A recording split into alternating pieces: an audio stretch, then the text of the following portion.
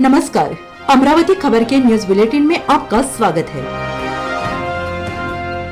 आइए पेश करते हैं आज के प्रमुख समाचार।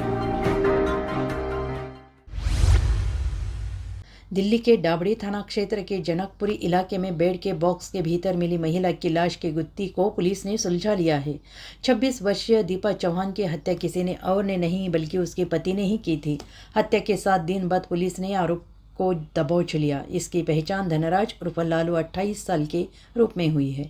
धनराज पैसे से रैपिडो बाइक टैक्सी चालक है। दरअसल दीपा की एक अन्य युवक से दोस्ती थी और इस बात से धनराज काफ़ी खपा था। 29 दिसंबर की रात को झगड़े के दौरान आरोपी ने दीपा की गला घोंटकर हत्या कर दी।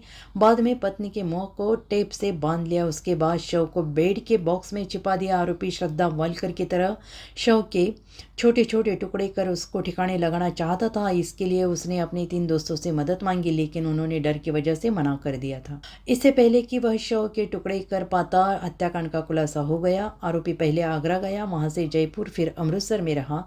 अंत में दिल्ली पहुंचने पर उसे दबोच लिया गया। पुलिस आरोपी से पूछताछ कर रही है, मामले की छानबीन कर रही है। आरोपी मृतका के शरीर के टुकड़े करके उन्हें फेंकना चाहता था, लेकिन ऐन मौके पर मृतका के पिता अपनी बेटी की तलाश में पहुंचने से योजना चौपट हो गई। द्वारका जिला पुलिस उपायुक्त अंकित सिंह ने बताया कि 3 जनवरी को दीपा के पिता अशोक चौहान ने उसकी हत्या की जानकारी पुलिस को दी थी। दीपा का शव पहली मंजिल स्थित फ्लैट के कमरे में रखे बेड के भीतर मिला था।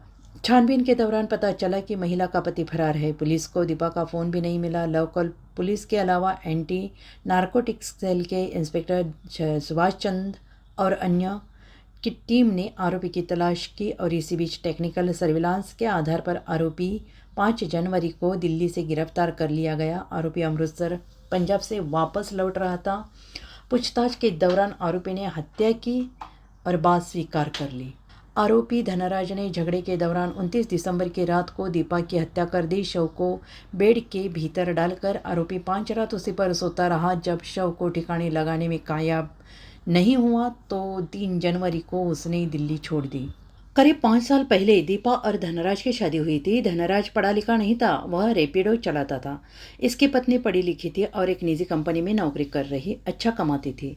धनराज को शराब की लत थी और इस बात पर दोनों के बीच झगड़ा होता था। दीपा की किसी और युवक से दोस्ती थी। वह दीपा के दोस्त की भी हत्या करना चाहता था, इसलिए वह दिल्ली पहुंचा था। इसके बाद पुलिस ने उसे दबोच लिया। UPI ट्रांजैक्शन से मिला सुराग। आरोपी हत्या के बाद 3 जनवरी को फरार हो गया। पुलिस ने उसकी तलाश शुरू की। इसी बीच आरोपी ने जनकपुरी से UPI ट्रांजैक्शन के मोबाइल बंद करने के बाद भी पुलिस उसके लोकेशन के आधार पर तलाश करती रही। अंत में अमृतसर से दिल्ली आते समय उसे दबोच लिया।